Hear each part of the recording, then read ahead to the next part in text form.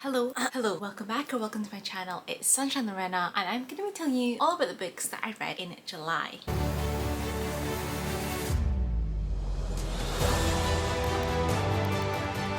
So July was a very good reading month, guys. I'm not gonna lie to you, very good reading month. I read 11 books. I was on holiday for 2 weeks within July. However, the majority of them I seem to have read before my holiday, which seems very odd, I know. Also, I didn't do like a full video wrap up of my June reads. I just posted like a short on here and like on TikTok, etc. I read 8 books in June.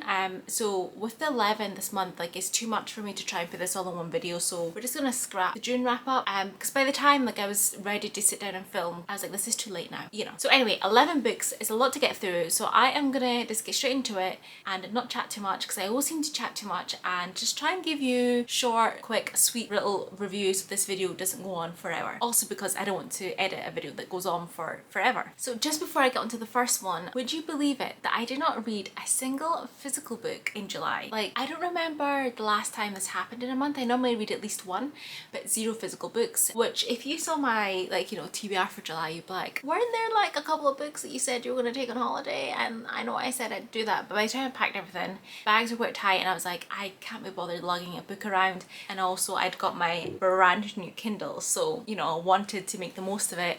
The unboxing is up on my channel if you want to go and check that out, with a little bit of ASMR and pros and cons, etc. But yes, I got this. I also got 3 months Kindle Unlimited as part of this, so there is quite a few books that are from Kindle Unlimited on this wrap up, because I'm trying to make the most of it. So let me just get into it straight away. The first book that I completed in July was Finding Me, a Memoir by Viola Davies, and I listened to this on audiobook from Audible. And guys, where to begin with this one? So obviously it's a memoir of her life up until the point of now, and yeah, this was I had Audible credits, and this was the ones I picked up a little while ago, and I was like, I really need to actually listen to the books I have, and I was like to have an audiobook on the go, so I just picked this up on a whim in July. It wasn't on my TBR. Now, if you've been around my channel for a while, you know that I don't rate memoirs unless it is exceptional. There's something about it just clicks.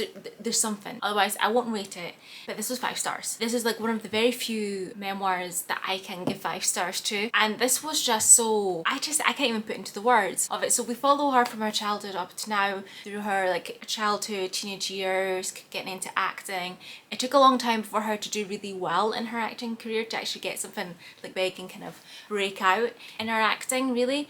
And I knew her from How to Get Away with Murder. I'd seen her in The Help, and I always thought she was a fantastic actor, and I had absolutely no idea about her personal life, what how her childhood was. And truly this was heartbreaking, some of the things that she has been through in her life, and the fact that she's come out the other end of it the way that she has. And I don't want to go into too much details, because I recommend you read it and you see through her own words. And the fact is, she also is the narrator of the audiobook, and I do love when they narrate their own memoirs, because you really get the impact of it all through their voice. So I had tears in my eyes at some moments in this. There were other moments that you saw that there was finally some joy in her life, and it was truly heartbreaking. Her childhood was extremely hard and difficult, and like I said, I had absolutely no idea. And I do recommend to pick this up, but just have a happy book on the go at the same time, because it will get you in the heart, guys. It will get you here. And yeah, like I said, it's one of the few memoirs that I have to rate. I cannot not rate it. It has to be 5 stars, because it just was.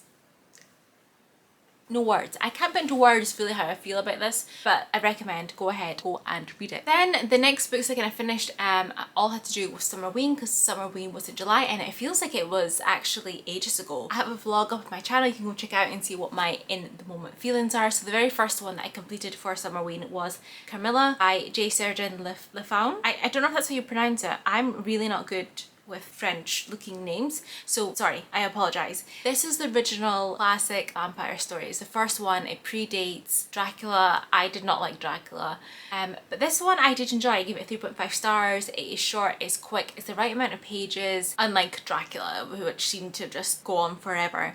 So this one follows Laura, who's grown up in a solitary castle and longs for a close friend. Her wish seems granted when the arrival of a beautiful and mysterious stranger named Camilla. Friendship develops, but the brooding mood and sexual overtones mar Laura's happiness. Will she escape with her life and spirit? So yeah, a short synopsis. I enjoyed it. The characters were well developed. Like I said, it was the right length for this.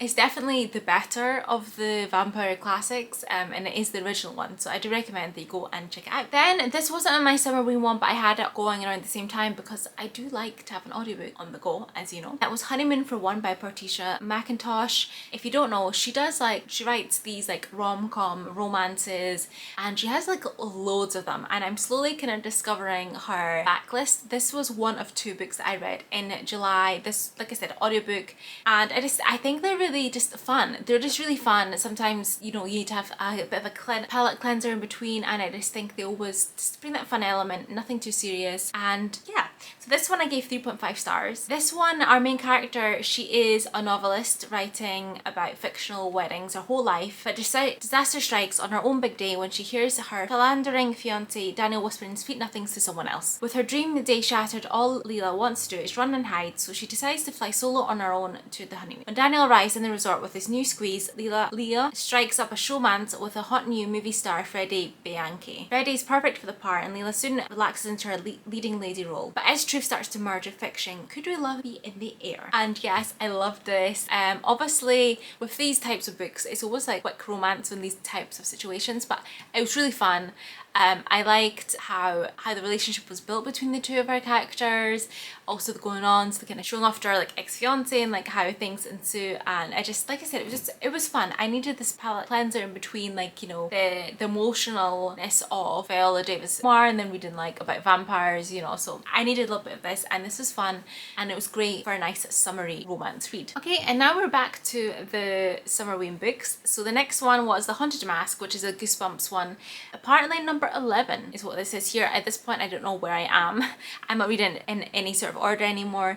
But yes, by Ara Stein, and I listened to this in audiobook, so it was nice, quick, sweet and short. I gave this 4 stars, so this is definitely one of the better Goosebumps books that I have read over the last couple of years. But this one is around, so when she discovers an evil mask at the bottom of a trunk and puts it on, Luan's Halloween turns into a real nightmare because only an act of unbelievable kindness can remove it. And I don't want to see much more else about the synopsis because with the Goosebumps, they're really short and you don't want to give away too much.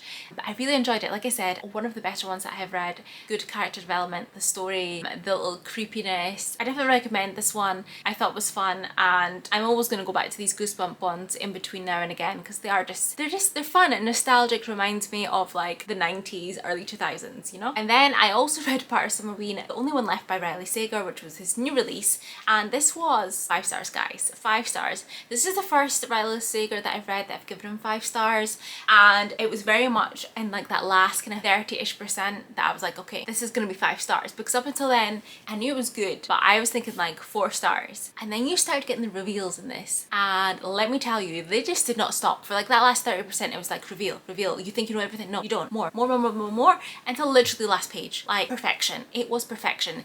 It definitely is a slower start than some his other ones. I've only ever read Home Before Dark and Lock Every Door. This was giving me a little bit of those Home After Dark vibes, but like I said, this was a much slower pace, but there was enough going on to keep you intrigued and interested in the book. And those last 30%, guys, so good. So I just realized I have not told you what this one's about. So everyone believes that Lenora Hope is a mass murderer. When the Hope family was massacred decades ago, she was the only one left after that tragic night. Mute, paralysed and confined to a wheelchair, Lenora has never been able to tell her side of the story. Until her new live-in caregiver, Kit, brings her typewriter. And with one working finger, Lenora begins to type, "I want to tell you everything." Within this is slowly revealing the true story of what actually happened that night. Kit's kind of finding out what kind of, you also get this vibe of the house, the creepiness. There's just like so much good like creepiness of this house. There's great character development, and like I said, there's just enough intrigue to keep you going even though it is much slower start. It pays off, guys. That last 30%, it pays off, let me tell you. I really do need to get to the rest of his backlist book, but this was so good, and I've been hearing so many good things as well. I'm not the only one that seems to really like this one. He's done a great job, and yeah, I don't really have anything else to say. That the fact that, like I said, love the character development. The ending was so good.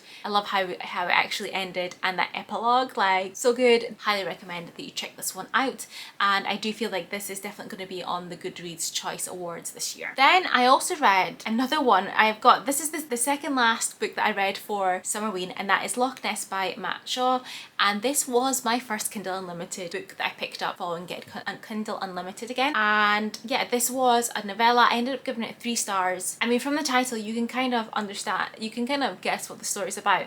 It is a horror novella. I don't know if I said it was horror before, but it is a horror novella. And obviously it is, the premise of this one is a writer goes to Loch Ness. He's not been doing so well in his last few books, and he really needs to get something really good out there, and he decided to go there because he wants to do some research and do a twist, like some sort of different kind of take and story on Loch Ness Monster. So he ends up getting a hotel and staying by the loch to do his research and get some inspiration, the setting, to just try and write another best-selling novel, try and get his like best-sellingness back again. And as luck would have it, on the first day that he is there, a half-chewed upon body washed up on the muddy banks, the culprit, a creature of unknown origin. Have the scientists missed something? Could the Loch Ness Monster be more fact than fiction? So it's kind of following the story. Give it 3 stars. There was good build-up in it. Did get a little bit confusing because you're getting what is supposed to be happening, and then also chapters of him attempting to write this book. And I don't want to see too much else to give things away, but it did get a little bit confusing, the back and forth between those 2 little bits. And also the ending, like, I can't work it out. And I can't say any more because I don't want to ruin anything, but it was good, it was creepy, it was a good premise, definitely. That's why I gave it 3 stars, but could have been a little bit better. Could have been a little better. And then the last book that I read for Summerween was Baby Teeth, which is a short horror story by Alec John Johnson, and this again was from Kindle Unlimited. So the premise of this one is a child loses his first baby tooth, and obviously his parents tell him like, oh, the tooth fairy is going to come, you're going to get a surprise tonight. And it's this kid then trying to find out obviously what the tooth fairy is, and these other children don't have the best reactions, and he has absolutely no idea what's going to happen, but he is terrified for the visit of the tooth fairy. And so this is like a horror take on the tooth fairy, essentially. I'm going to say any more than that, you will need to read it to find out. But I gave it 2.5 stars. I just feel like the idea was good, but in the end, you know, it was a good premise, it was a good idea, could have been executed a little bit better, but it was a nice quick short read, only like 30 pages, so I'm not mad about the time I spent reading on it, you know, I didn't waste too much time on it. Okay, so now that's all the Summerween books out of the way, and now we're on to the books that I read when I was on holiday. So we have 4 left to get through. So like I said, the majority of our books, weirdly, I read for my holiday, not so much on my holiday. Always happens, I always think I'm going to read way more on holiday than I do, but I still did pretty well, guys. So we have another Kindle Unlimited book here. As you see, guys, I was taking full advantage of Kindle Unlimited in July, because when you have it for the 3 months, then for free, you should take advantage. So it is Here to Stay by Mark Edwards, and this is a thriller. I have read a couple of thrillers from him before. In particular, the one that I really liked was The House Guest. Great twist, didn't expect it. He always seems to kind of get you with some unexpectedness in his books. That's not the best way to describe it, but you know what I mean. So in this one, we have Gemma, and she comes into Elliot's life like a whirlwind, and they marry and settle into his home. When she asks him if her parents can come to stay for a couple of weeks, he's keen to oblige. He just doesn't quite know what he's signing up for. The Robinsons arrive with Gemma's sister, Chloe, a mysterious young woman who refuses to speak or leave her room. Elliot starts to suspect that the Robinsons are hiding a dark secret, and then there are the scars on his wife's body that she won't talk about. As Elliot's in-laws become more comfortable in his home, encroaching on all aspects of his life, it becomes clear that they have no intention of moving out. To protect Gemma and their marriage, Elliot delves into the Robinsons' past. Is he prepared for the truth? And I really enjoy this one. There is great character development, there is great tension between the characters, obviously Elliot and his in-laws, the build-up of what's going on and the sheer frustration that he feels, and then also his investigation into them. So you are getting little bits and pieces, and you know something is up, something is not right here, somebody's not telling the truth, what's going on, and you're kind of following along the story, and I really enjoyed it. I ended up giving 4 stars. The conclusion, I feel like Mark Edwards is really good at building like those characters and building up into the story to get the tension, to really get you really wanting to find out what happens, and he always shocks you with those twists. So yeah, really surprised by some of those twists, really enjoyed it, and I definitely need to try and pick up more of his books. There are a lot of his books on Kindle Unlimited, so I'm going to try and pick up some of more of them whilst I have it, but it's a thriller I highly recommend. Okay, more Kindle Unlimited, guys, and this is the second Patricia McIntosh book that I read, and it's Accidental Honeymoon. So what happens in Vegas stays in Vegas. So we're following Georgie, and she discovers that her fiance has been cheating on her. A few days before her cousin's wedding, her whole world just explodes. Facing a romantic trip to Vegas alone, she decides to go out and have some fun. But Georgie never expected to wake up wed. And even worse, she can't remember who to. So when Gorgeous Jack reveals himself as her husband, she can't believe her luck. He'll act as the perfect wedding date. Even if it is their very accidental honeymoon, surely the newlyweds can keep their emotions in check for a few days more. This was super fun. What the synopsis doesn't really kind of explain is that there is like a bit of a rivalry between her mum and her cousin's mum. Since they've been kids, they've been sold a rivalry of who's doing better. So she is like, I cannot let them see that I'm no longer engaged, like my fiance cheated on me. So Jack does step in, goes with her to the wedding, but he is pretending to be her fiance, the original fiance, so no one knows that they're actually married. So he is pretending to be someone else, since they've never actually met her fiance because she lives in America and the wedding's back in Blackpool of all places.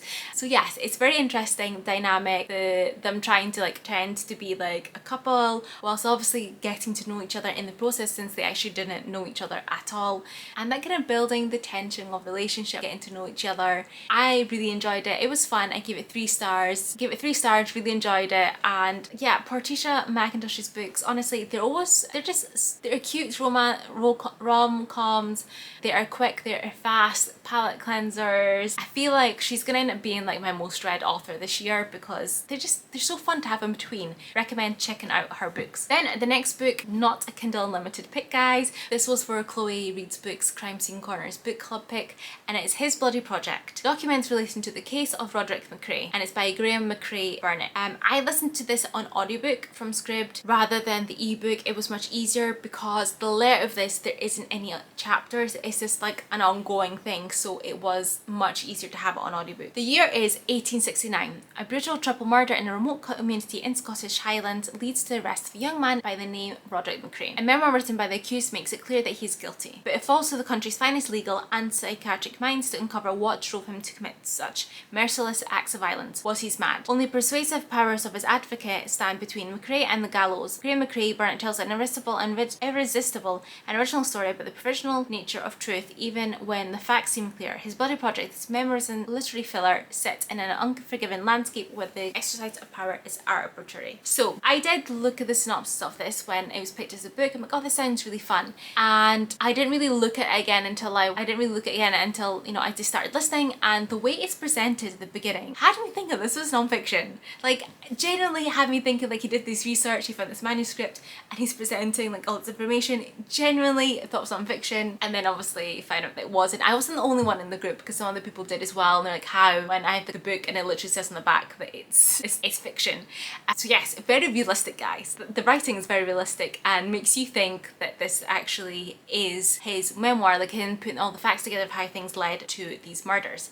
We are following so it is presented, he's telling his version of events, what happened, what led to it, why he killed these 3 people. So great job. Author does a great job at, building like this community, making you think this is all real, the development of the different characters, and then you do get to see, so you get the whole story from his perspective, and then you get little bits and pieces from the trial, so you actually find out what happened, what was the verdict, and kind of what happened on. It was really good. I gave it 4 stars. I really did enjoy it. Like I said, it was an audiobook. I didn't read the physical one, but like I said, the layout of it I feel like wouldn't have worked really well for me because I did have a little look about on the ebook on Scribd, and honestly audiobook is the way to go with this one. And quite a few other people in the group actually read on audiobook as well, but I do really highly recommend it. And like I said, he'll have you thinking that this is actually non-fiction. I was like, wow, I didn't know this had happened. And then the last book of July, guys, finally got here, and that is #TagMeForMurder. It is a trending topic mysteries book number 2, and it's by Sarah E. Burr. I read the first one of this last year.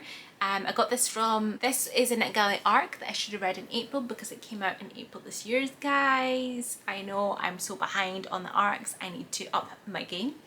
But this is like a cozy murder mystery, and it's following Coco Klein, who is an influencer. In the first book, she's moved back to her hometown, which is a small seaside town, which kind of always, these cozy mysteries always involve someone moving to a small town, and it tends to be next to the seaside, but I really enjoy these premises. So she moves back, and she had set up a successful kind of business with like when they came out of college, and they sold it, and then she's been doing her own thing with her own blog, and she has her own little business as well.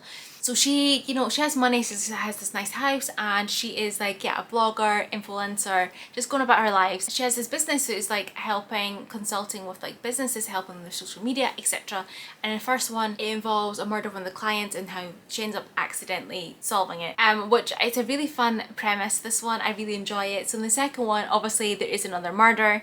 This is following on from the first one. Now, if you haven't read, you don't have to read the first one to get this one, like they do kind of recap, but it will spoil things for the, if you do want to read the first one, because it gives information of that, like kind of first solving who like the murderer was, etc. So if you want to read the whole series, recommend to do it in order. But she is getting her life kind of back to normal after, you know, accidentally solving this murder and how all of that went down. So, you know, she's getting back to normal, and she's set to have this really nice fun summer until Larry and Rosalind Dunner move into the condo next door. Coco and her friends do their best to avoid the confrontational duel, but when at a party at a swanky new wine bar brings everyone together, things become less than neighbourly, faster than a celebrity themed hashtag goes viral. Larry's levels some super shady threats towards Coco and her best friend and her BFF Jasper, which could have dire consequences for their multimedia empires. Just as Coco begins to wonder if she'll have to spend the rest of summer looking over her shoulder, she gets a shocking request from the police. As part of a PR gig with the Central Shores PD,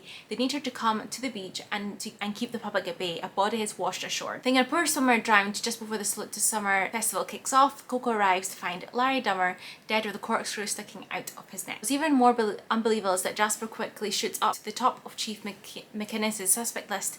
In full on panic mode, Coco decides to use her tech-savvy sleuthing skills to clear her best friend's name before his rep is ruined. Soon she'll discover that Larry made quite a few enemies during his very short stay in town, but who hated him enough to kill him. So yes, like I said, this is a cozy mystery. It's super fun, nothing too serious.